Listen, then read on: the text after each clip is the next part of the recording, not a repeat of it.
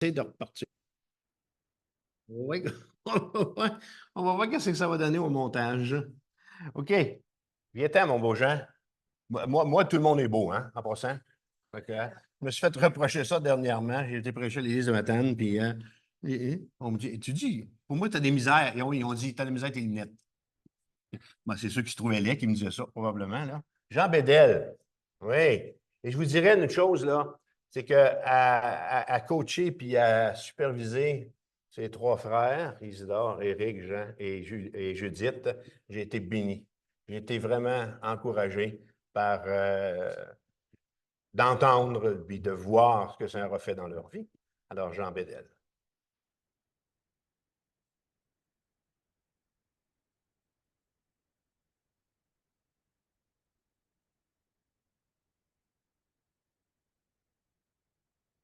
Alléluia.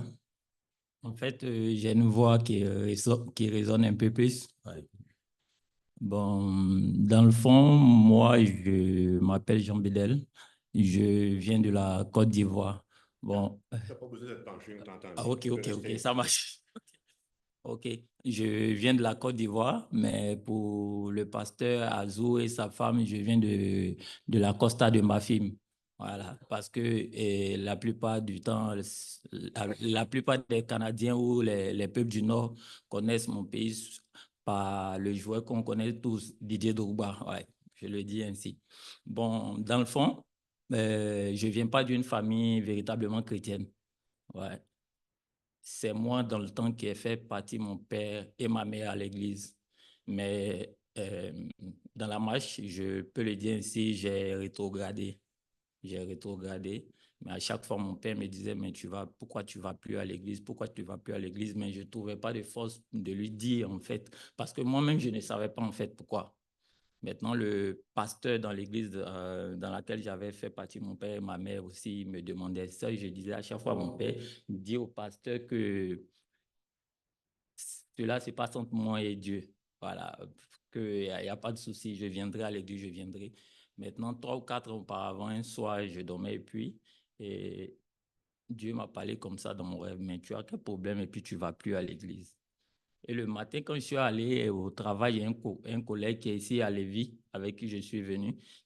Je suis allé le voir et dit, mais il s'appelle Kofi, un nom de chez nous. Je lui ai dit, mais Kofi, voici ce que j'ai vu dans mon rêve. Et Dieu me demande pourquoi je ne vais plus aller. Il dit, tu as vu.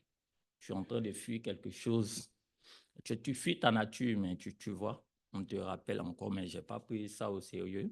Bon, je travaillais à Abidjan, notre capitale économique, et là, je trouvais que j'étais un peu trop stressé. J'ai décidé d'aller dans le nord, à 600 kilomètres dans le nord de mon pays. Étant là-bas, j'ai un frère du nom de Landry qui m'a appelé, qui m'a dit, non, tu avais postulé pour un boulot dans le temps au Canada. Oui, mais c'est sûr qu'on t'appellera. Bon, moi, je n'ai pas pris ça au sérieux. Et dans la semaine qui suit, effectivement, on m'appelle pour dire non, que le boulot dont tu avais postulé, on a besoin de tes papiers, le passeport pour entamer la procédure. Et là, quand je reviens encore sur Abidjan pour la procédure, mon cousin me dit, en fait, Dieu t'envoie au Canada, mais ce n'est pas pour toi qui t'envoie au Canada, mais c'est pour la famille. Mais tu vas pour revenir pour la famille. Voilà. Tu ne vas pas au Canada pour juste aller au Canada, mais tu vas au Canada pour Jésus. Mais vous savez, dans le fond, qu'on ne prend jamais nous rien au sérieux. Quand on nous donne un message, on ne prend rien au sérieux. C'est comme ça que je suis arrivé au Canada. Mais quand Dieu te donne un message, il met toujours des gens sur ton chemin. Tu veux t'éloigner, mais il y a toujours des gens qui sont là pour te recadrer. Tu veux fuir, mais tu ne peux pas fuir ta nature. C'est comme ça, en fait, qui me met sur le chemin de mon ami Dorcas, qui elle aussi vient d'une famille, dans le fond, qui est chrétienne. Tu sais, nous, les hommes, nous sommes plus influençables que les femmes, voilà, par rapport à nos amis et nos fréquentations. Voilà, donc quand je veux faire ci, elle dit non, ça ne se passe pas comme ça, tu veux faire ci, non. Donc c'est comme ça. Un jour, elle partait faire ses soins à l'hôpital général de Rivière-du-Loup et on est tombé sur une assez belle maman. Je pense bien que je l'ai vue ce matin là.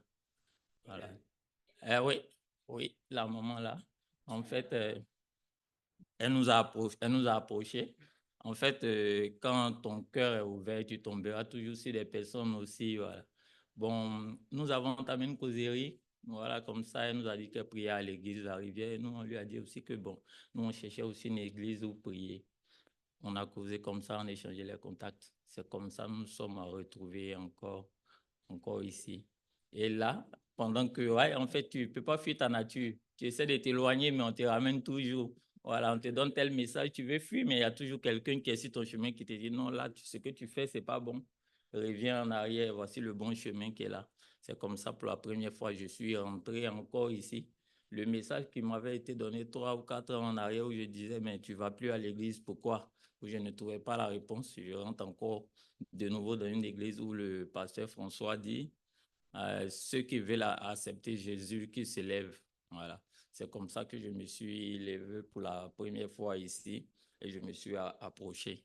Voilà. C'est comme ça que je sais pas, que tout a commencé jusqu'à présent au jour de mon baptême. En fait, c'est pour dire que tu vas beau fuir ta nature ou bien tu vas beau fuir Jésus.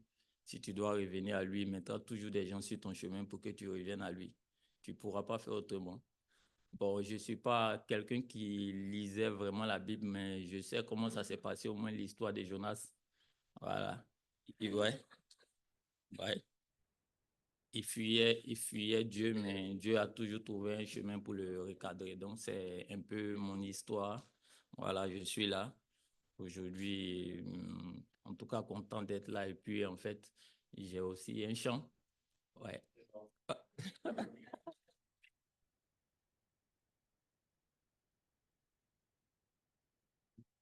Puis tout frais. Un petit bébé tout frais. Et pourquoi tu as choisi le chant J'ai l'assurance de mon salut? En fait, c'est un chant qui englobe tout. C'est un vieux chant. Ah oui, Un très vieux chant. un Oui, oui, très, oui, très oui. vieux chant. En fait, c'est un chant qui me rappelle un peu ma nature, qui me rappelle d'où je viens, de quelle famille je suis. Voilà, et puis on doit toujours s'attacher à Jésus. Amen. OK. Alors, j'ai l'assurance de mon salut. Je vous invite à vous lever. Vous pouvez aller s'asseoir. Et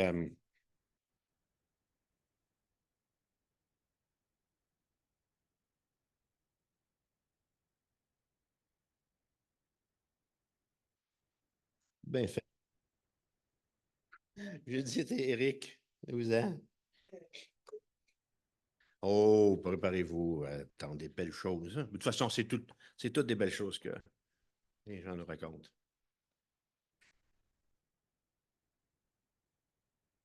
C'est là que ça se passe.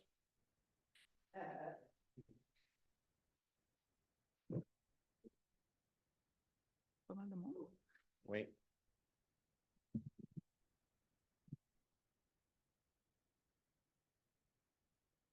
Fait que, bonjour tout le monde. Euh, c'est ça, je suis ici pour faire mon témoignage pour me faire baptiser ce matin. Fait que je suis née d'une famille catholique pratiquante. Puis, j'ai fait mes études secondaires dans un pensionnat de sœurs catholiques. Fait que pendant mon adolescence, j'ai lu la Bible. J'ai bien compris qu'il y avait des choses dans la Bible versus la doctrine catholique qui ne fonctionnaient pas vraiment dans, il n'y avait pas de cohérence, là, les chapelets, la neuvaine, la cendre sur la tête, le mercredi des cendres. J'ai cherché ça partout, je ne l'ai pas trouvé. Fait que je reste catholique, mais je me mets à chercher d'autres doctrines parce que la Bible en soi, je trouve rien de faux dedans. Fait que je cherche les anglicans, les orthodoxes, les témoins de Jéhovah, je les ai pas mal toutes faites. Je trouve rien. Fait que je finis par baptiser mes 2 enfants. Là, je suis rendue à 23 ans, je baptise mes 2 enfants catholiques. Et je me détourne de la religion. Je ne vais plus à l'église, même pas à la messe de minuit, rien, pendant 20 ans. Là, je me mets à étudier les autres croyances, les sciences physiques, le yoga et tout ça. Puis les spirituels, là, la scientologie, tu sais, il y a d'autres croyances que Dieu, là, les astronautes, etc. Fait que rien ne convainc, il y a tout le temps de quoi de faux dans ce qu'il raconte. Fait que je continue à prier Dieu 1 fois par jour, lui demandant de me réveiller à temps pour que j'aille le temps de me convertir. Fait que en juin 2020, je suis au travail, Puis j'ai figé comme ça dans le ciel et j'entends une voix dans moi, une paix incroyable, qui me dit, crois à moi, puis je vais t'apporter cette paix-là tout le temps. La personne ne s'est pas présentée, mais moi, dans moi, je sais que c'est Jésus, je suis convaincue. Puis tout de suite, je réponds que oui, je le veux. Je veux croire en Jésus, je veux suivre le chemin de Jésus. Fait que là, quand je reviens du travail, j'informe Eric de ce qui s'est passé, que maintenant, j'allais suivre Jésus. Il n'en fait pas de cas, il n'est pas contre, il n'est pas pour. Il s'est converti à peu près un mois après moi, que lui a reçu son appel. Fait que là commence la recherche de d'autres chrétiens, parce que c'est toujours ça que je cherchais avant de lâcher les catholiques. Je visite des églises, ça ne correspond pas à moi, là, les pentecôtistes, etc. Je discute régulièrement avec plein de chrétiens sur Internet, là, c'est fréquent. Puis il y en a un particulièrement où est-ce qu'on s'entend super bien, il s'appelle Benoît, on fait des études bibliques, etc. On a la même vision. Fait qu'à un moment donné, on fait une étude sur le baptême, puis il me propose de me baptiser. Fait que j'ai accepté. Et après le baptême, je tombe malade, affreusement malade, pendant 2 semaines de temps. Chez nous, la chicane commence. C'est la chicane pas possible, le lendemain pour des bagotilles. 3 semaines après, à peu près, Benoît change son discours. Là, il y a une autre vision de la Bible. Là, on s'entend plus pantoute. Fait que les discussions continuent de même pendant quelques mois. Pendant ces discussions-là, ma tempérance, je la perds. Je perds ma tempérance. Moi, j'étais quelqu'un qui faisait des longs jeûnes et prières, puis tout ça. Puis, je suis plus capable de faire ça. Fait que j'ai de moins en moins de tempérance avec lui. Fait que je finis par dire à Dieu, tu sais, Dieu, s'il est bénéfique pour moi, cet homme-là, laisse-le dans ma vie, sinon sors-le de ma vie. Le lendemain, Benoît m'écrit pour me dire qu'il va me sortir de sa vie parce que je ne crois pas au prophète de Dieu. Et là, j'ai eu ma réponse, gloire à Dieu, merci Seigneur. Il m'a donné ma réponse. Fait que je défais ma relation avec lui. Je commence à fréquenter l'église de la Rivière. Fait que là, je suis pas mal échaudée quand je commence à fréquenter ici. J'ai un long parcours. Puis, vous êtes vraiment des bonnes personnes. Allez.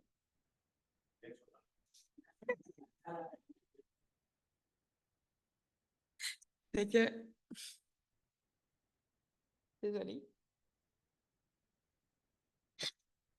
Fait que je fréquente irrégulièrement l'église ici parce que j'aide beaucoup de gens dans ma vie personnelle. Puis, je peux à Rivière-du-Loup tous les dimanches. Mais aussitôt que je peux, ben, je viens ici. Je rencontre ici des gens de cœur qui ont les mêmes croyances que moi. Puis, ça fait au moins 2 ans que je viens, donc ça n'a pas changé, ça a été maintenu dans le temps. Les 12 derniers mois, pour moi, ont été très, très difficiles. J'avais toujours Jésus pour me guider. Par contre, j'avais plus ma tempérance. Ma tempérance, elle contrôle les acceptables. J'ai pris du poids, c'est épouvantable. Elle contrôle mes émotions, elle contrôle mon tempérament quand il arrive des grosses choses. J'ai besoin de ma tempérance, avec ça l'a augmenté le défi des 12 derniers mois.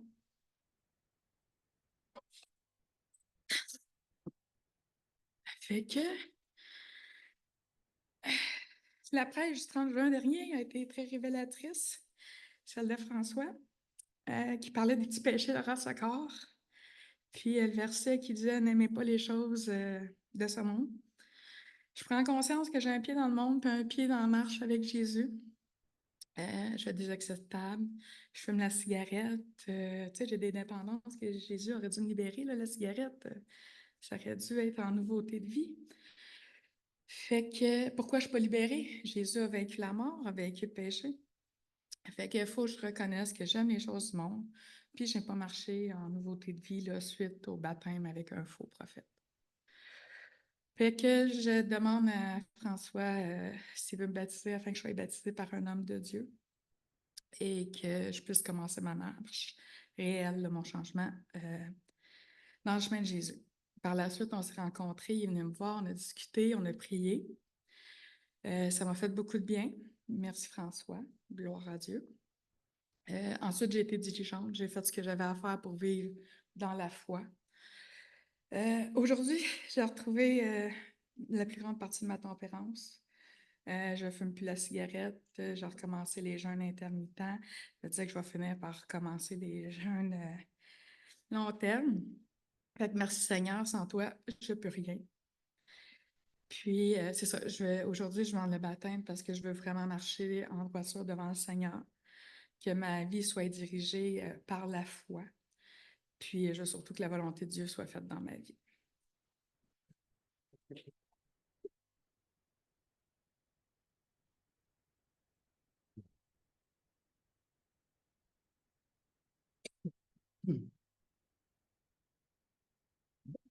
Ça a l'air que c'est à mon tour. Ouais, c'est de pas pleurer, moi aussi.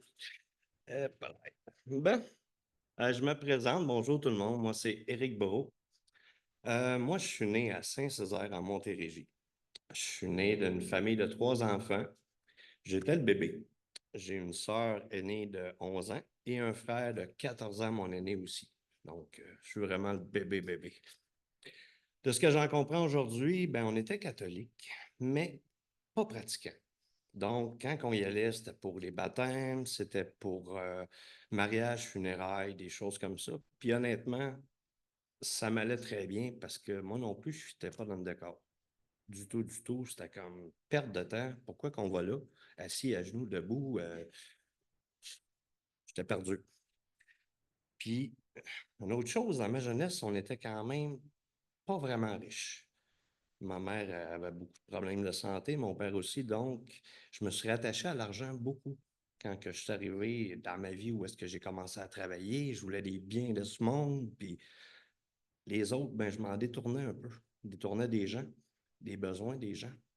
Quand j'ai rencontré ma conjointe, justement, tu sais, des fois, il faut aider les autres, puis ils en ont besoin, ils ont besoin d'un peu de manger, tu en as en masse, mais ça te fait un petit quelque chose en dedans. Tu dis, hey, pas te donner ça, moi, là, on aurait pu. Mais elle m'a appris que oui, il faut donner. Puis le Seigneur, ben, il m'a guidé là-dedans aussi. Fait que jamais j'aurais pensé que donner du temps, puis de prendre soin des autres, pouvait faire du bien dedans. Jamais, jamais. J'aurais pensé ça, mais je me dit, moi, c'est à moi, je prends soin, c'est de moi. Les autres qui s'arrangent. Fait que, puis pourtant, en juillet 2020, ma femme m'arrive, elle me dit, chérie, ma maman, son Alzheimer a empiré. Faut qu'on y aille aider mon beau-père et sa maman. Fait que là, moi, sur le coup, je travaille. Là, j'ai dit, c'est quoi? Il faut que je lâche ma job. Il faut qu'on rajoute un bon 500 $ de frais par semaine pour aller pour descendre. C'était à Repentigny, on reste à Rimouski. C'est comme. J'ai dit, OK. J'ai dit, c'est correct, on va le faire. Juste avant de dire, on va le faire, j'ai ressenti une paix en dedans qui me disait, ça va bien aller. Arrête de t'en faire. Tu peux rien y faire. Fais ce que je te demande, puis ça va se faire. C'est parfait. Puis là, c'est ce jour-là que vraiment, moi, de mon côté, j'ai dit oui au Seigneur. Donc, un mois après que ma femme, elle a ressenti ce qu'elle a ressenti, mais il a passé par moi aussi. Fait que là, on a commencé une extraordinaire aventure. Honnêtement, au début, t'imagines, c'est un fardeau, mais je vous jure que toutes les fois qu'on a descendu, on avait un sentiment en dedans d'avoir le Seigneur travailler à travers des gens que, moi, je vous dirais, on n'était pas les bienvenus au début, vraiment pas les bienvenus. Puis au fur et à mesure, on a vu le Seigneur progresser dans le cœur de mon beau-père, au point tel où est-ce que maintenant, on a accès, je peux coucher là quand que je veux. Au début, on ne pouvait pas. Il me prête son auto quand on y va, parce que nous autres, on couche dans notre van, etc. Fait que autant été comme hiver.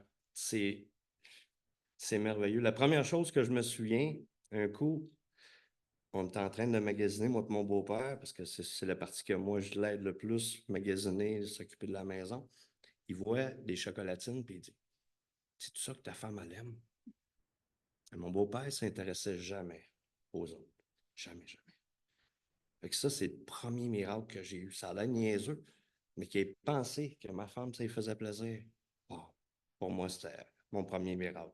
Et depuis 2020, on en a vu à multiples reprises. Je pourrais passer l'après-midi à vous en compter. Tellement qu'à toutes les fois, c'est merveilleux. D'aider les autres, le Seigneur nous bénit. Il nous remplit de bienfaits. On n'a jamais manqué de sous. On n'a jamais manqué de rien. Du tout, du tout. On a toujours eu ce qu'on avait besoin. Puis, c'est tantôt ce qu'elle disait, puis je ressentais l'émotion aussi. C'est sûr que ça fait beaucoup de charges, beaucoup de choses émotionnellement à gérer. Mais à travers ça, on s'en remet toujours au Seigneur pour dire, garde, tu vas nous aider à continuer. Tu vas nous aider, puis il nous aide. Il nous donne la force, puis il nous donne tout ce qu'on a besoin. Aujourd'hui, je comprends que de marcher n'est pas du Christ. Ben, je me dois de mettre ma vie en règle. Puis pour ça, ben, il faut que je me fasse baptiser. Parce que moi aussi, j'avais été baptisé par la même personne que ma femme, ma conjointe. Puis cette personne-là, je l'ai reconnue rapidement comme étant un faux prophète. Puis effectivement, comme elle a dit, la bisbille a pogné. Le lendemain, elle ne filait pas, tout allait pas bien. Fait que là, aujourd'hui, on a décidé, nous autres, de se faire baptiser par comment dire? Un homme de Dieu. Merci beaucoup. Puis c'est sûr que je ne m'attends pas à être en règle à 100% avec Dieu parce que c'est impossible. On ne pourra jamais l'être. Comme Paul l'a si bien dit dans Romains chapitre 7, versets 19 et 20. Car je ne fais pas le bien que je veux et je fais le mal que je ne veux pas. Et si je fais ce que je ne veux pas, ce n'est pas moi qui le fais, c'est le péché qui habite en moi. Donc, pour mettre notre vie en règle avec Dieu, ma conjointe et moi avons décidé de nous marier aussi le 14 octobre.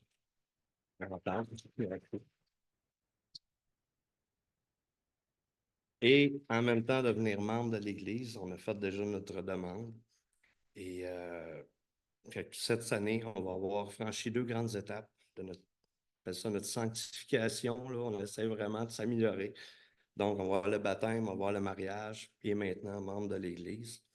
Donc, aujourd'hui, moi, je suis ici pour me faire baptiser et je veux déclarer devant mes frères et sœurs en Christ que par mon baptême, je désire renoncer à mon ancienne vie de péché et que je veux suivre les pas du Christ. Amen.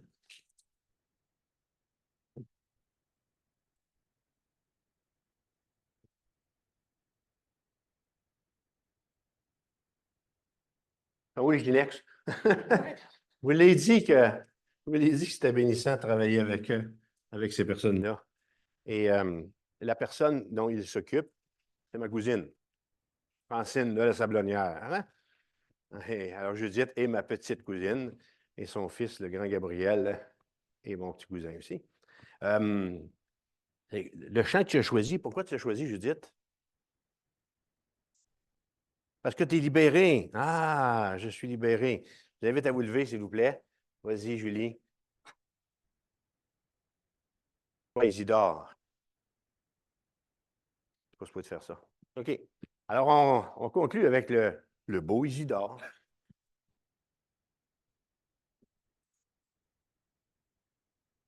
Vas-y, mon frère.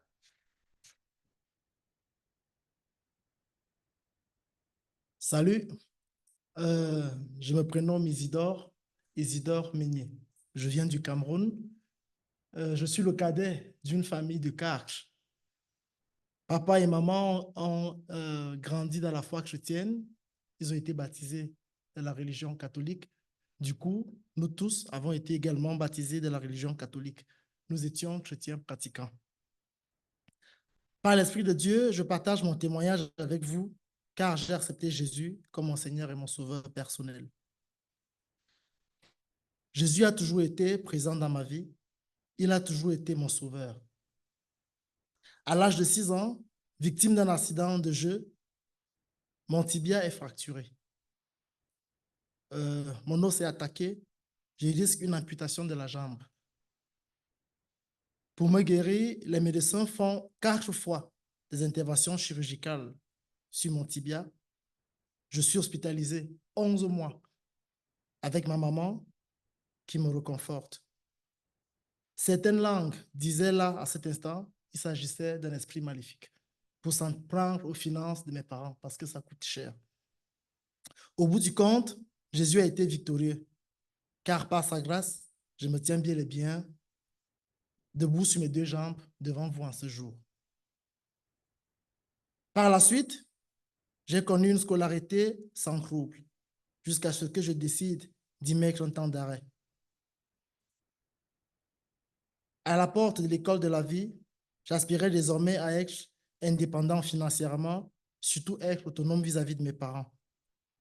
J'intègre dans le milieu du travail. Je suis événementiel dans la restauration.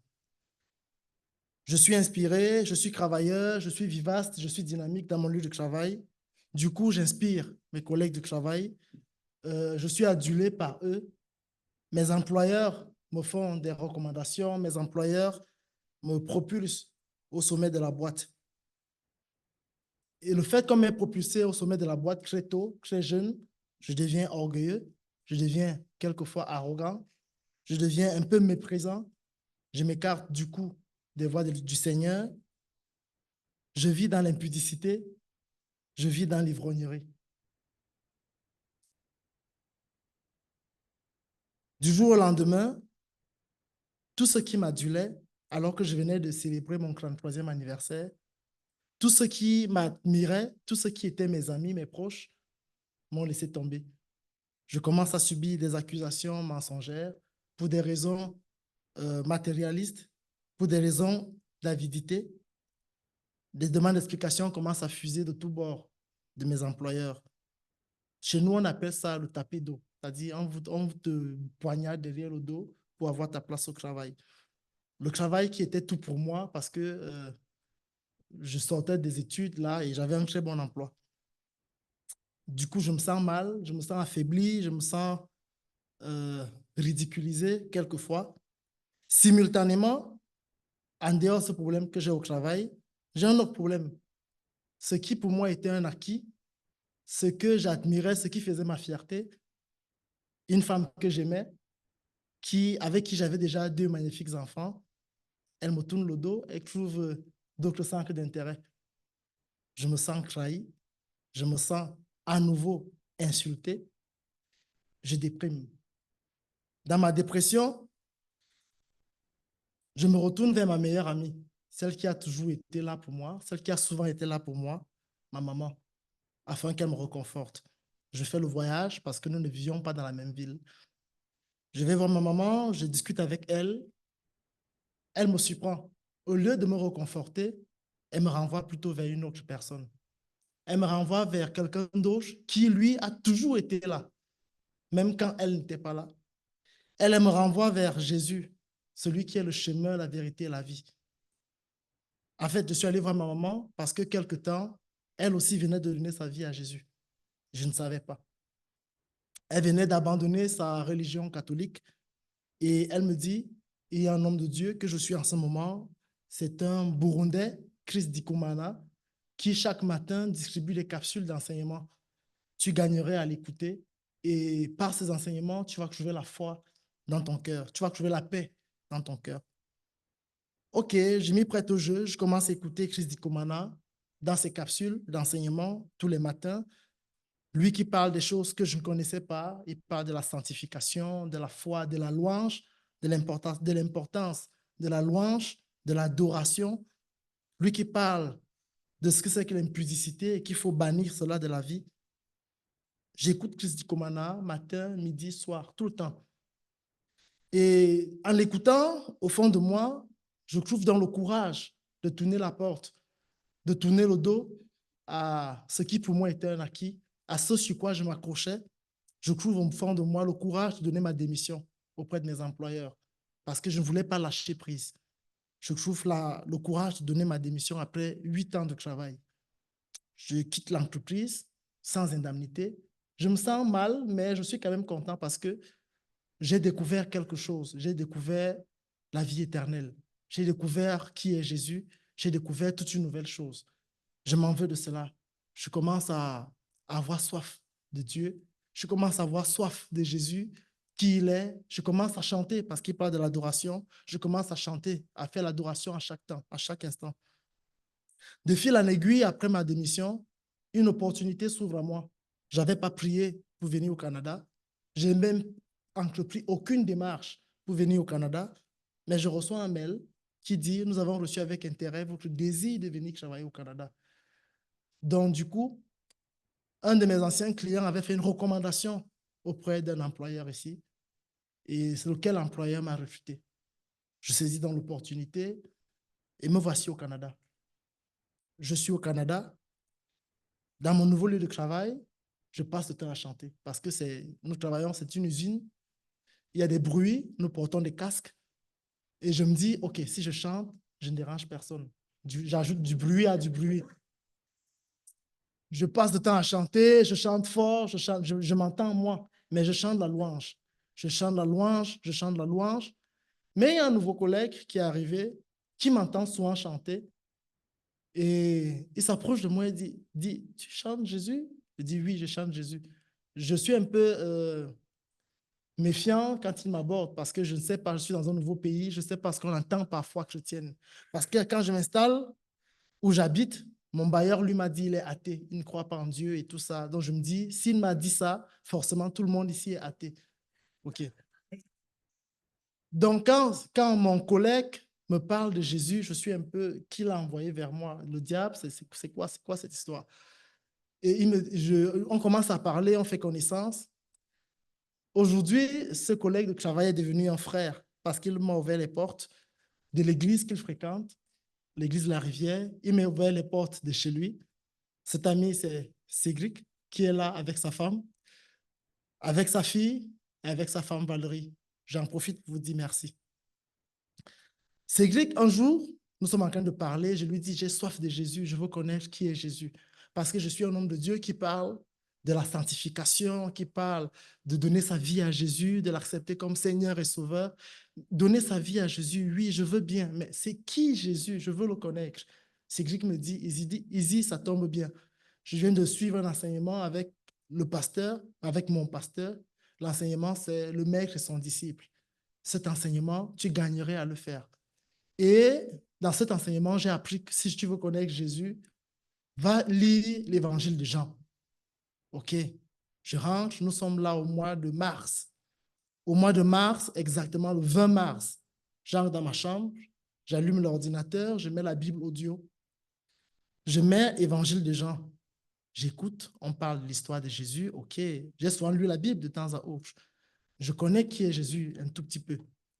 Mais ce jour-là, j'ai suivi l'évangile de Jean, je ne sais pas, avec d'autres oreilles que je n'avais jamais eues auparavant, avec un entendement que je n'avais jamais eu auparavant. Je suis l'évangile de Jean et arrivé au chapitre 14, quand Jésus prend son dernier repas avec ses disciples, il leur parle de la mission pour laquelle il est venu sur terre. Il leur parle de l'avènement du Saint-Esprit qu'il va envoyer après lui. Pendant que je suis en train d'écouter ça, du chapitre 14 au chapitre 17, je ressens une sensation étrange en moi. Je ressens des coups de froid dans mon corps. J'ai froid à l'intérieur de moi. Je n'avais jamais senti cela auparavant. Je ressens une envie de pleurer. Je me mets à genoux, je me mets à pleurer. Je pleure à chaudes larmes. Je dis merci Jésus, merci de t'être révélé à moi. Merci pour ton Esprit Saint que tu as promis. Je pense que c'est lui qui est en train de me visiter. Je me mets à dire, je suis désolé de t'avoir tourné le dos. Je suis désolé parce que j'ai pensé que j'étais intelligent. J'ai pensé que j'étais trop dynamique, j'étais vaillant. J'ai pensé que c'est par mes forces que j'ai obtenu ce que j'ai souvent eu. J'ai pensé que j'étais quelqu'un. Mais toi, tu as vaincu la mort. Tu es venu par amour pour nous. J'ai fait des prières, j'étais assez content. Je me sentais être une nouvelle personne à partir de cet instant-là. Le lendemain, j'en parle avec Cédric. Tu n'imagines pas ce qui m'est arrivé. J'ai suivi ton conseil. J'ai pas lu, non. J'ai suivi sur YouTube l'évangile de Jean et j'ai été captivé, j'ai pleuré et j'ai appelé l'homme de Dieu que je suivais depuis des mois, Chris Dikumana, un de ses serviteurs, un de ses collaborateurs m'a orienté d'accepter Jésus, de faire la confession de mes péchés et de me faire baptiser. Et pendant que je dis me faire baptiser, c'est que je me dis, mais ça tombe bien parce que mon église s'appelle l'église baptiste, l'église évangélique. Ah bon, ok. Est-ce que je peux me faire baptiser? Il me dit, oui, tu vas te faire baptiser si tu veux. Et de fil en aiguille, il me met en relation avec le pasteur François. Je suis content d'être là aujourd'hui. C'est depuis une semaine, si ce n'est dit depuis longtemps, mais depuis une semaine, c'est le grand saut. Je me prépare pour ce jour. J'ai soif de ce jour. J'ai soif de ce baptême. Je donne ma vie à Jésus. Je suis fier de parler de lui avec enthousiasme. Je suis fier de parler de lui. J'en ai parlé avec ma mère ce matin avant de venir. Elle me disait félicitations. Et je lui donne ma vie. Je lui donne tout. Je voudrais désormais marcher avec lui, où que j'aille. J'ai pensé que j'étais quelqu'un. J'ai pensé que j'étais intelligent. J'ai pensé que j'étais fort. Oh, que non. C'est sa grâce. C'est sa grâce. Et quand je voyais quelqu'un qui faisait ce qui n'était pas bien, je pensais que je pouvais donner des conseils, je pensais que je pouvais juger les autres, mais que non, je comprends que c'est sa grâce. Nous sommes tous pécheurs, mais quand Dieu décide ou quand Jésus décide de mettre sa main sur toi, il le fait. Il ne demande rien à personne, il est souverain. Il est souverain. Celui qui ne croit pas encore en Dieu, ne les jugeons pas. Celui qui n'y croit pas, ne jugeons pas. Un jour, Dieu le fera. C'est Dieu qui décide qu'il touche. Et quand est-ce qu'il touche? Amen.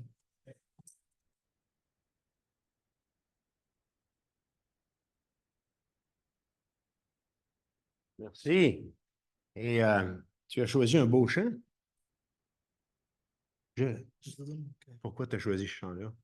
Parce que je m'abandonne désormais à lui. Ah, Je pensais que j'étais quelqu'un, mais c'est mieux, je lui donne le contrôle.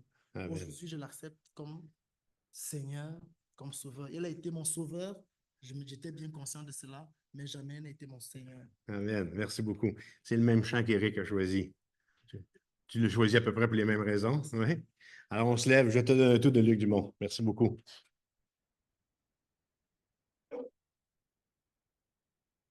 C'est votre Bible avec moi dans l'Évangile de Luc, chapitre 4.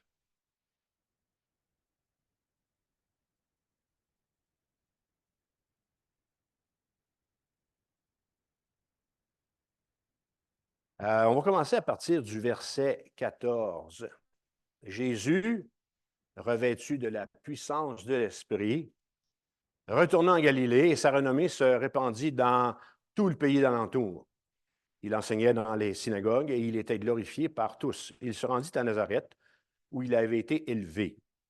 Et selon sa coutume, il entra dans la synagogue le jour du sabbat. Il se leva pour faire la lecture et on lui remit le livre du prophète Ésaïe. L'ayant déroulé, il trouva l'endroit où il était écrit « L'Esprit du Seigneur est sur moi, parce qu'il m'a oint pour annoncer une bonne nouvelle aux pauvres. Il m'a envoyé pour guérir ceux qui ont le cœur brisé, pour proclamer aux captifs la délivrance et aux aveugles le recouvrement de la vue, pour envoyer libres les opprimés, pour publier une année de grâce du Seigneur. » Ce que je veux dire en introduction, c'est que par cet enseignement-là, je souhaite vous sensibiliser à une partie très importante de mon ministère pastoral, les soins spirituels. Et je vous le dis tout de suite, détrompez-vous, un pasteur, ça ne travaille pas seulement 45 minutes par semaine, le moment où il fait sa prédication.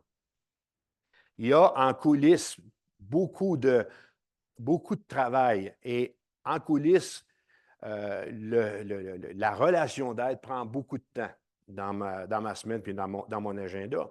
Et la raison que l'Église a besoin de soins spirituels, Jésus va nous la donner dans l'Évangile de Matthieu, je vous le lis au verset 28, quand il va dire « Venez à moi, vous tous qui êtes fatigués et chargés, et je vous donnerai du repos. » En Matthieu 11, Jésus nous fait réaliser que l'Église a besoin de soins spirituels. Et chaque fois que je démarre un processus de relation d'aide, seulement que cette semaine, dans mon séjour, j'ai 6 rendez-vous de relation d'aide, à part des autres, pour un total à peu près de 15 rendez-vous, à part de 4 réunions. Alors, chaque fois que je démarre un processus de relation d'aide, je cite Matthieu 11, verset 28, et je cite le texte qu'on vient de lire dans Luc 4, toutes les fois. Je m'en sers pourquoi? Parce que je m'en sers pour introduire le genre de travail qu'on va vivre, moi et les personnes qui ont des besoins. Et je m'assure que la personne ou les personnes que j'aide sachent que le Seigneur Jésus-Christ est en mesure d'opérer une délivrance dans leur vie ou dans sa vie.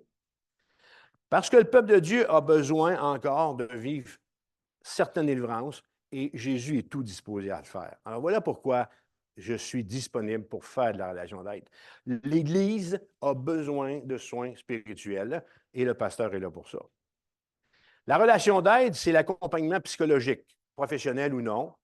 Et le plus souvent du temps, ça se fait sous forme d'entretien, des 1 à 1, auprès de personnes qui sont en situation de détresse morale ou qui ont une demande de soutien. Depuis quelques années, dans le monde évangélique, on utilise le terme de counseling biblique. Et au travers de cette démarche restauratrice, on veut connecter de manière pratique et tangible la richesse du Seigneur Jésus et de son Évangile aux différentes épreuves auxquelles les croyants font face. Alors, avec cette appellation, vous comprenez que la base des interventions d'un aidant spirituel évangélique, c'est la parole de Dieu. Merci. C'est la parole de Dieu. La Bible affirme qu'il n'y a désormais plus aucune condamnation pour ceux qui sont en Jésus-Christ. Toutefois, et parfois, il peut, alors je dis bien ici, il peut être nécessaire, même une fois converti, de faire un travail plus en profondeur afin que certains péchés tenaces et certaines dépendances soient vaincus. Alors, je ne veux pas vous laisser croire aujourd'hui que j'enseigne quelque chose où j'ajoute au salut en Jésus-Christ. Ce n'est pas mon souci. Je dis simplement qu'avec la vie qu'on mène, qu'avec les choix que nous faisons, il peut être possible que nous ayons, comme enfants de Dieu, ouvert une porte à l'ennemi de nos âmes, j'ai nommé le diable Satan, lui donnant ainsi un accès à notre vie et, par le fait même, nous plaçant devant la nécessité d'une intervention miraculeuse supplémentaire de la part de Dieu. La réalité est la suivante, c'est que mon salut par la foi, qui est l'œuvre de délivrance de Dieu, ne s'arrête pas à ma profession de foi. Quand c'est le cas, quand il y a un besoin de soins spirituels plus intenses, on ne parle pas de possession. On ne parlera pas de possession dans le cas d'un chrétien, mais de lien ou d'une emprise. Alors voilà pourquoi mon titre, c'est « Jésus est venu délivrer les captifs », selon le texte de Luc 4. Et des captifs, les frères et les sœurs, j'en côtoie régulièrement dans mon ministère. Comment est-ce que Jésus souhaite agir dans votre vie si vous êtes encore captif? Jésus est venu délivrer les captifs. Si de captif que vous étiez et que le Seigneur vous a fait passer par une délivrance, je vais vous inviter à partager votre histoire avec nous mardi à 2h. On rajoute sur ce que j'ai déjà demandé, ou mercredi soir à Pounégamouk à 18h30. Alors, revenons à Jésus dans notre texte qui est tout fin prêt pour délivrer les captifs. Et je vais nous poser une première question. Par quelle école de formation est-ce que Jésus est passé pour nous faire une telle promesse? On va regarder le contexte, c'est mon premier point. Remontez dans Luc 4 au verset 1. On va regarder le contexte. On veut savoir par où est passé Jésus pour être en mesure, au verset 18, de promettre de délivrer les captifs. Verset 1, Jésus, rempli du Saint-Esprit, revint du Jourdain. Et il fut conduit par l'Esprit dans le désert, où il fut tenté par le diable pendant 40 jours.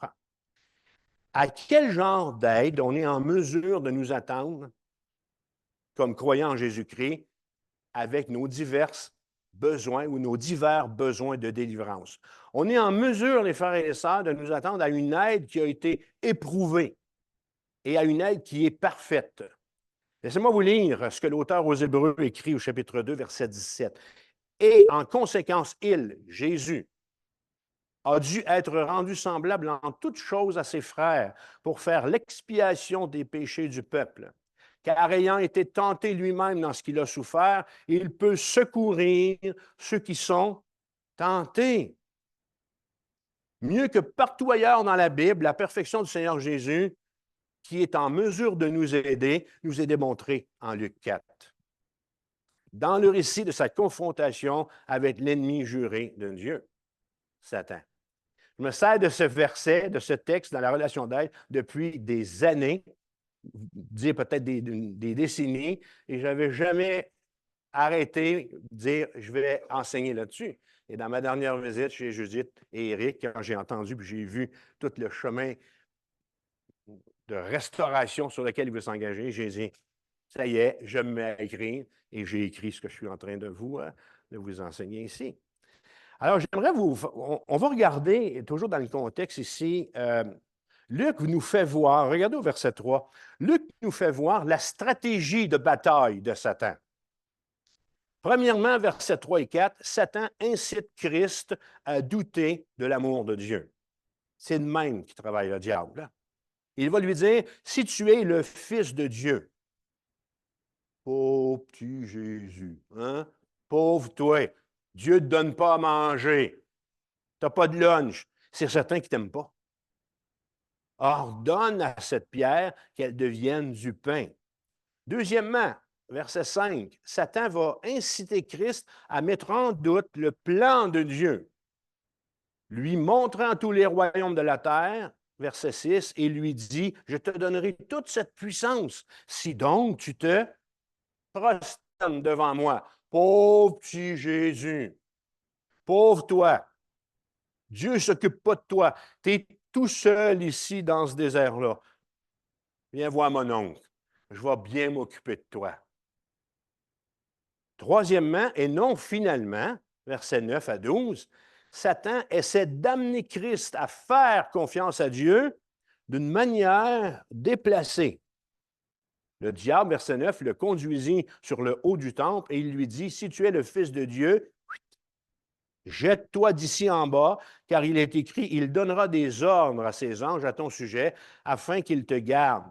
Pauvre petit Jésus, pauvre toi, seul, sans nourriture. Allez, vas-y. Tu sais bien que Dieu va te ramasser dans ta chute délibérée. Saute. Le diable assiégea Jésus, nous dit le texte, pendant 40 jours avec des vagues de tentation, cherchant à l'entraîner à pécher et à faire échouer par le fait même le plan de rédemption de Dieu qui nous concerne. Que se passe-t-il, les frères et les sœurs? Que se passe-t-il, mes bien-aimés, si le diable réussit en Luc chapitre 4? Mangeons et buvons, car demain nous mourrons. Il n'y a aucun espoir. Que se passe-t-il si le diable réussit en Luc 4? Il n'y a plus de délivrance pour les captifs que nous sommes. Nos dépendances auront à jamais le dessus sur nous. Mais joie dans le monde, joie pour le monde, Jésus a vaincu l'ennemi de nos âmes, démontrant le pouvoir qu'il a de détruire les œuvres du diable par sa mort et par sa résurrection. Amen. Avez-vous remarqué que pour vous dépeindre la stratégie de Satan dans son attaque véreuse contre Jésus, j'ai dit premièrement, deuxièmement et j'ai dit troisièmement et non finalement. Avez-vous remarqué ça? Pourquoi est-ce que j'ai utilisé troisièmement et non pas finalement? Puisque l'attaque de Satan, elle a cessé à ce moment-là. Verset 13 de Luc 4 tout le temps. On est en train de descendre vers notre texte. Après l'avoir tenté de toutes sortes de manières, le diable s'éloigna de lui jusqu'à un moment favorable. Il est allé faire un tour au centre d'achat, puis on va revenir plus tard. Le diable est dans le business de l'attente du moment favorable. L'apôtre Pierre va nous dire en 1 Pierre 5,8, veillez. Veillez, votre adversaire, le diable, rôde comme un lion rugissant, cherchant qui il dévorera. Résistez-lui avec une foi ferme.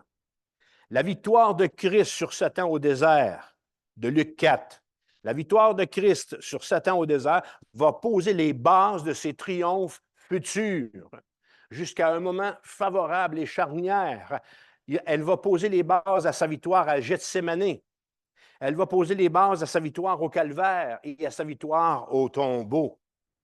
C'est parce que Christ a vaincu Satan au désert qu'il l'a ensuite vaincu dans le jardin de Gethsémane. C'est parce qu'il l'a ensuite vaincu le vendredi saint à la croix.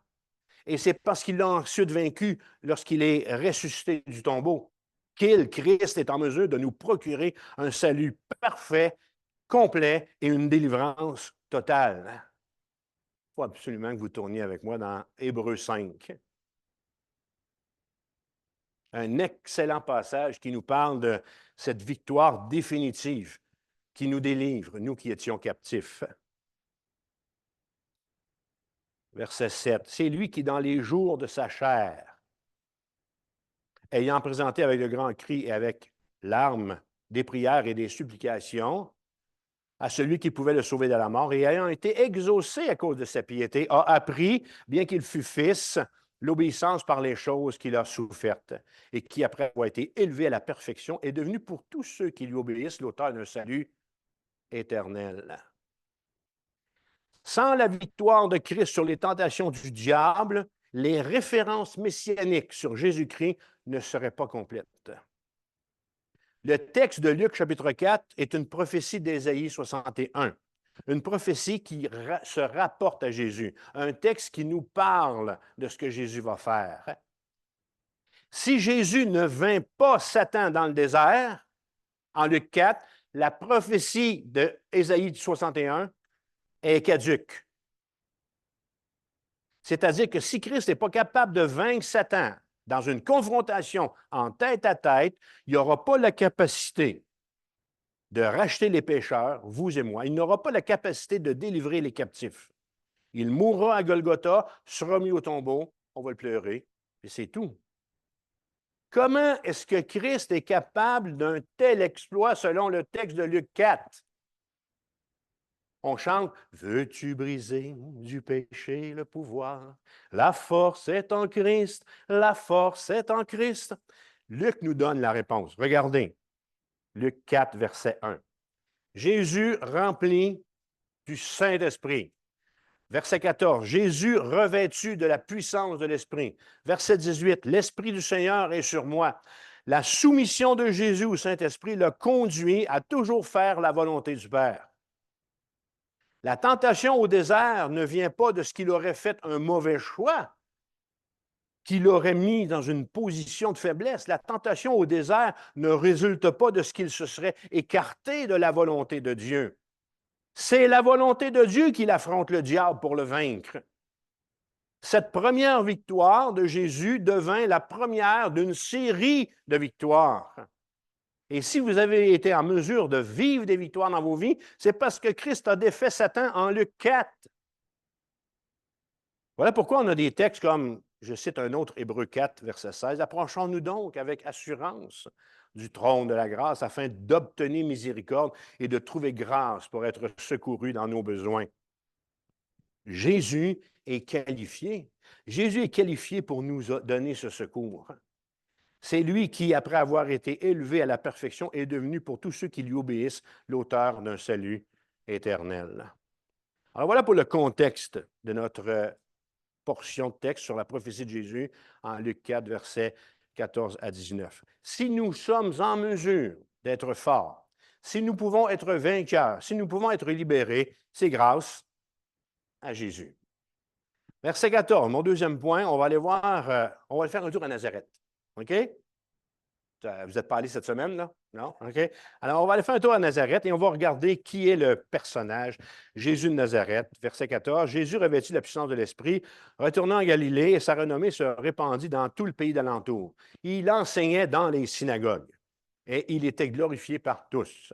Il se rendit à Nazareth où il avait été élevé et, selon sa coutume, il entra dans la synagogue le jour du sabbat et il se leva pour faire la lecture. Le texte de Luc 4 introduit le ministère de Jésus en Galilée qui va durer environ 18 mois.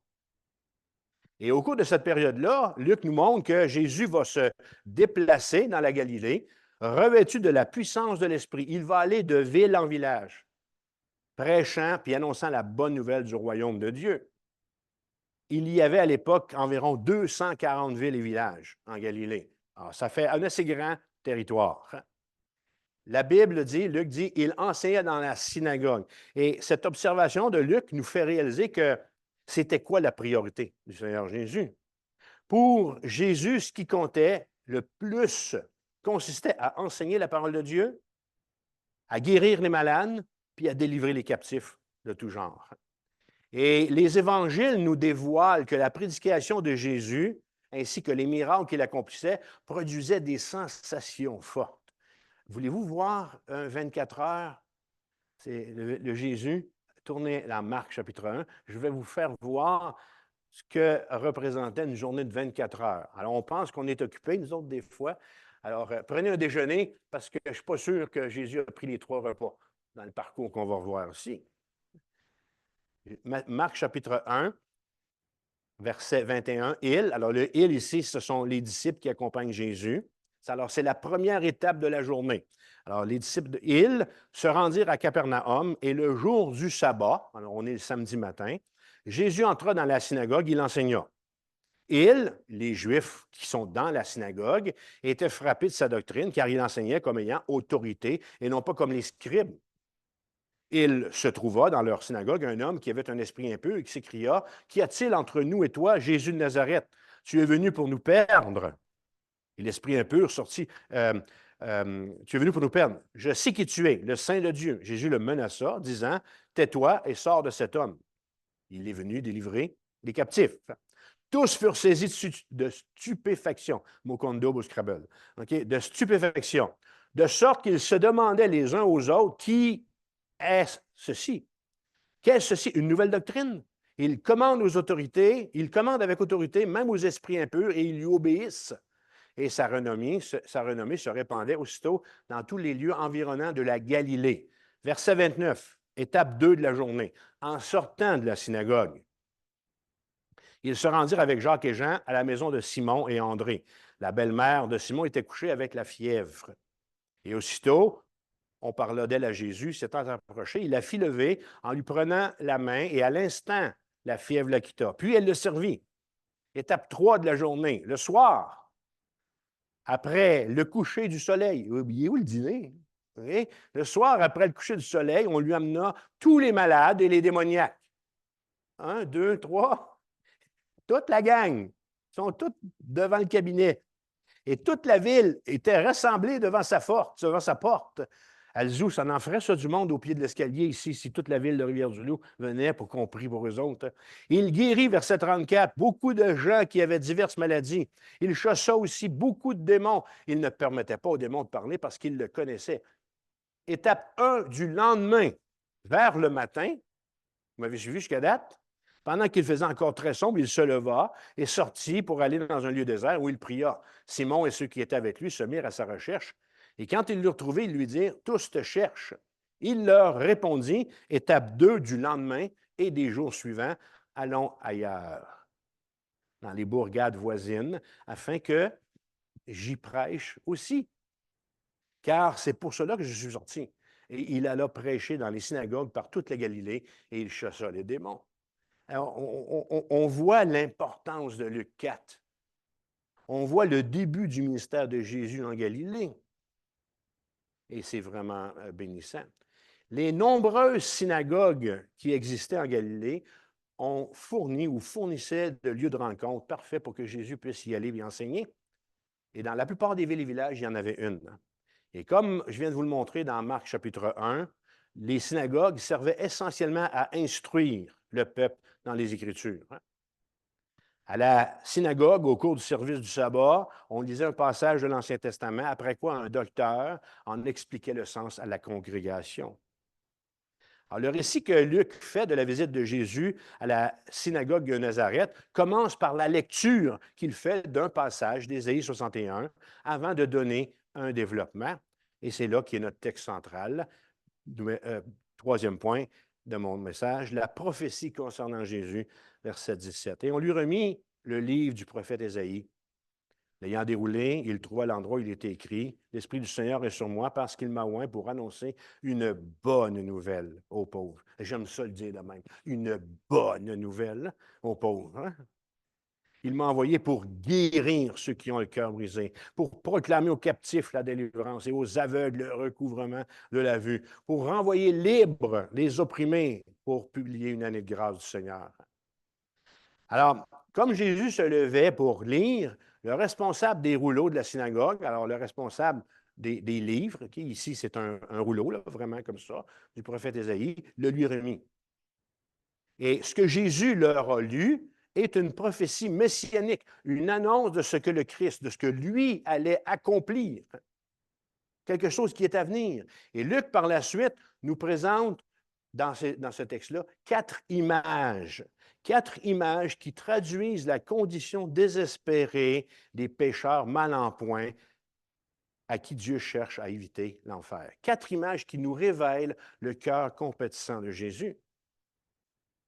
Aujourd'hui, bien que plusieurs personnes disent avoir la foi, bien que ces personnes s'imaginent être riches, libres et sans entrave, la Bible dit que tant que le cœur humain n'a pas reçu le salut apporté par Jésus-Christ, il est en réalité pauvre, prisonnier, aveugle et opprimé. Ce n'est pas l'œuvre, ce n'est que par l'œuvre, ce n'est que par l'œuvre du salut du Messie Jésus-Christ que le cœur humain peut être racheté et délivré du châtiment éternel de l'enfer. Je ne vous dis rien. Ce que Judith et les 3 frères nous ont présenté, c'est ça. Alors, la voici à nouveau, cette histoire. Premièrement, le Messie annonce une bonne nouvelle aux pauvres, verset 18. La bonne nouvelle de l'Évangile, c'est que les pauvres en esprit peuvent accéder au salut. Ceux qui sont dans le dénuement le plus extrême, ceux qui sont réduits à la mendicité. En termes spirituels, les pauvres en esprit, ce sont ceux qui reconnaissent qu'ils n'ont rien pour se faire valoir devant Dieu. Ceux qui pleurent dans leur chambre en lisant l'Évangile de Jean. Ce sont ceux qui reconnaissent leur faillite morale et qui admettent que toutes leurs bonnes œuvres ne sont rien d'autre qu'un vêtement souillé. La pauvreté spirituelle, ce n'est pas une œuvre. Elle a à voir avec l'authenticité du cœur. Les pauvres spirituels sont ceux qui souffrent, sont ceux qui ont l'esprit abattu à cause de leurs péchés. Ce sont ceux qui ont le cœur brisé, ceux qui ont l'esprit dans l'abattement. Et seul Jésus, le Messie, peut procurer le salut à ceux qui reconnaissent leur déchéance spirituelle et qui reconnaissent que seul Dieu peut pourvoir à leurs besoins. On a un de ces exemples un peu plus loin de quelqu'un qui se reconnaisse pauvre spirituellement. Toujours dans l'Évangile de Luc, au chapitre 18, c'est le publicain. Alors, il y a 2 hommes qui sont à la synagogue pour prier. Il y a un prétentieux, on ne parlera pas de lui, mais il y en a un là, vraiment là, qui est humble puis qui a une approche vraiment repentante. Le publicain, se tenant à distance, n'osait pas même lever les yeux au ciel, mais il se frappait la poitrine en disant « Ô Dieu, sois apaisé envers moi qui suis un pécheur. » Alors, ce sont de telles personnes, déclare Jésus, que Dieu justifie, que Dieu délivre. Même si les économiquement pauvres n'entrent pas ici en ligne de compte, souvent, les économiquement pauvres sont des personnes qui sont un terreau facile pour l'Évangile, une terre fertile pour entendre le message d'espérance de l'Évangile. Leur situation, à ce moment-là, précaire, financièrement parlant, délicate, les pousse à un niveau de désespoir que ceux qui ont tout ce qu'ils ont besoin n'ont pas. Alors, c'est pour cette raison que Jésus dit, il est plus facile à un chameau de passer par le trou d'une aiguille qu'à un riche d'entrer dans le royaume de Dieu. Puis Jacques va rajouter, Dieu n'a-t-il pas choisi les pauvres aux yeux du monde pour qu'ils soient riches en la foi et héritiers du royaume qu'il a promis à ceux qui l'aiment? Alors, ceux dont les conditions de leur vie leur offrent peu d'espoir sont souvent plus réceptifs à la bonne nouvelle de l'Évangile. Alors, ce matin, dans cette salle, si c'est votre situation, êtes-vous en mesure de reconnaître votre pauvreté spirituelle et disposé à venir à Jésus afin qu'il vous en délivre et qu'il fasse de vous un riche? selon Dieu. Deuxième point, dans verset 18, c'est que le Messie proclame aux captifs la délivrance spirituelle. La bonne nouvelle, c'est que de l'Évangile, c'est que les captifs du péché peuvent être délivrés. Les pécheurs sans Christ et perdus s'imaginent en fait être libres et ils considèrent que le christianisme empiète sur leur droit de faire ce qu'ils veulent. Hein? Mais c'est là une tromperie, un mensonge grossier. Les pécheurs, ne sont pas libres. Tous les pécheurs ont envers Dieu une dette insolvable pour avoir violé sa loi. Paul va dire dans Romains 3, 23, « Car tous ont péché et sont privés de la gloire de Dieu. Tous les pécheurs sont esclaves de celui qui peut faire périr l'âme. » Jésus dira en Matthieu 18, 28, « Ne craignez donc pas ceux qui peuvent tuer le corps, mais qui n'ont pas le pouvoir de faire mourir l'âme. Craignez plutôt celui qui peut vous faire périr corps et âme dans l'enfer. » Tous les pécheurs sont également esclaves de Satan, qui s'est emparé d'eux pour les soumettre à sa volonté et qui utilise leur crainte de la mort pour les asservir.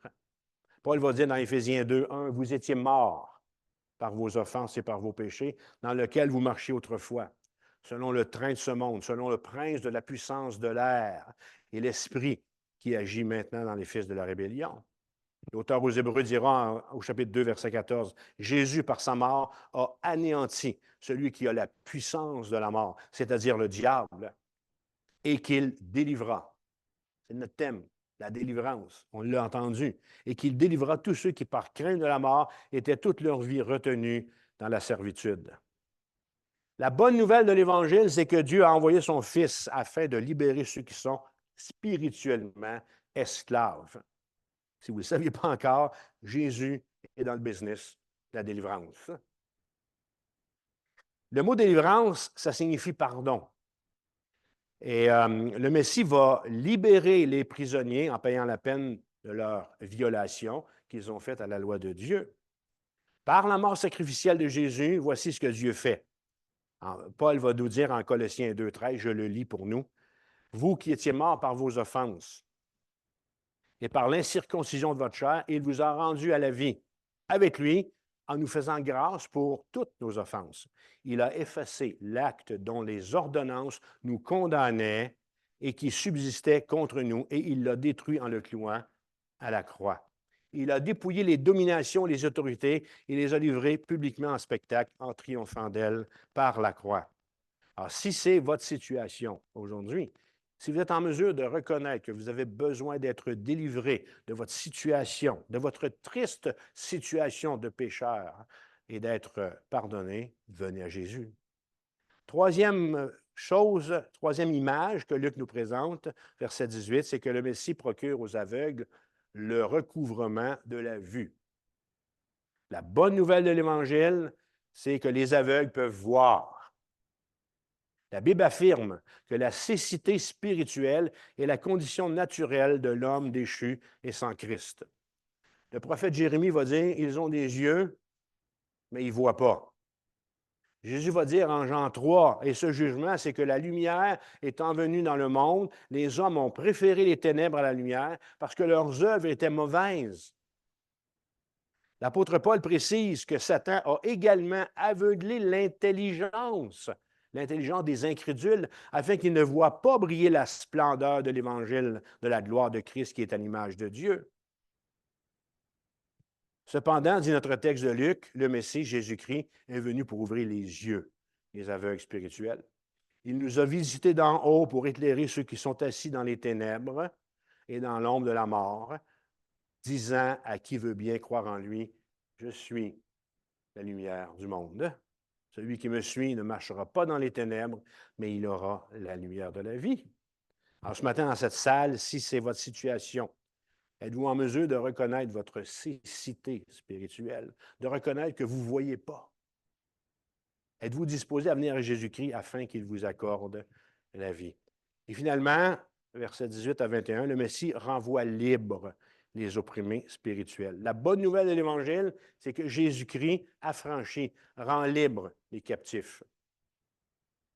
Qui sont les captifs dont parle Luc?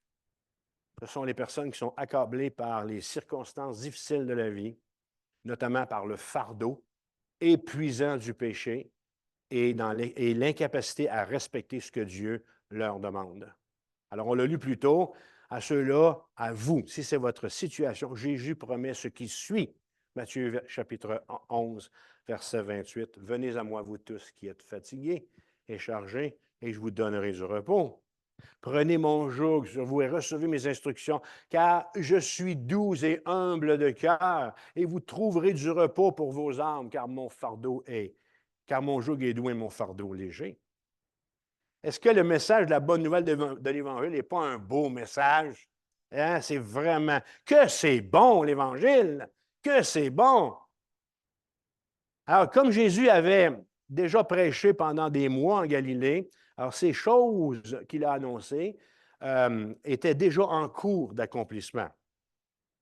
Pour ceux qui étaient en faillite spirituelle, pour ceux qui étaient emprisonnés dans leurs péchés, pour ceux qui étaient aveugles à la vérité, pour ceux qui étaient oppressés par le pesant fardeau de leurs péchés, pour eux, dit la prophétie, l'année de grâce du Seigneur est venue. Le jour du salut, l'année des rachetés sont arrivés. Pour eux tous, Jésus était là, disposé à intervenir dans leur vie. Alors, ce matin, dans cette salle, si c'est votre situation, êtes-vous en mesure de reconnaître que le péché vous tient captif? Êtes-vous disposé à venir à Jésus afin qu'il vous affranchisse et qu'il fasse de vous un libre, une libre selon Dieu? Et la conclusion, c'est la réponse. Des versets 22 à 30, on va voir une réponse variée. Alors, Jésus, après avoir lu la prophétie, s'arrête, verset 20, il roule le rouleau, puis il le remet au serviteur, et il s'assoit. Et là, il est placé devant, c'est très intense, c'est un moment intense, et tous ceux qui se trouvent dans la synagogue, bien, tu sais, le regardent comme ça, ont les yeux fixés sur lui, et est-ce qu'il va rajouter quelque chose? Et ce qu'il va dire au verset 21 est provoquant. C'est inattendu, puis c'est sans précédent. Il va dire, aujourd'hui, cette parole de l'Écriture que vous venez d'entendre est accomplie. Jésus leur dit ce jour-là que eux, dans cette synagogue à Nazareth, étaient les témoins oculaires de cet accomplissement. Le salut est venu.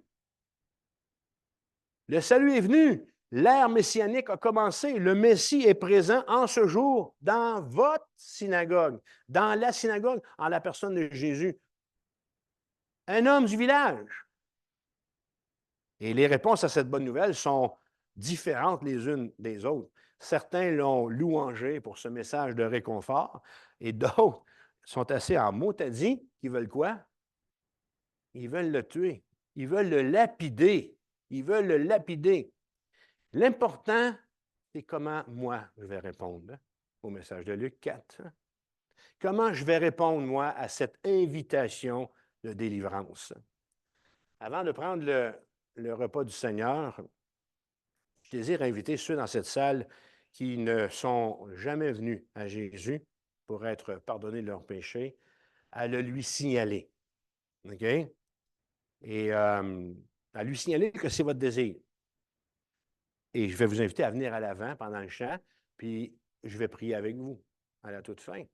Mais je veux aussi profiter de l'occasion pour m'adresser à vous, les frères et les sœurs. Et peut-être que vous avez entendu les témoignages, puis cet exposé des Écritures vous convainc que vous avez besoin de vivre une délivrance parce qu'il y a une dépendance, il y a un interdit dans votre vie, il y a un petit péché mignon. Comment j'ai dit? Un péché de raccord, oui.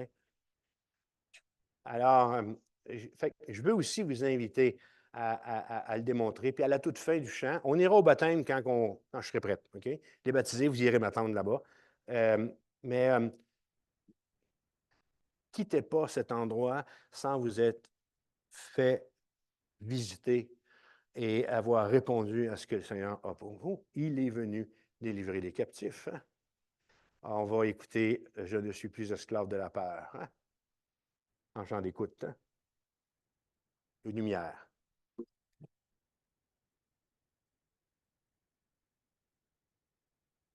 Tu m'as ébloui par ta mélodie. tu m'entoures de chants d'amour, chants de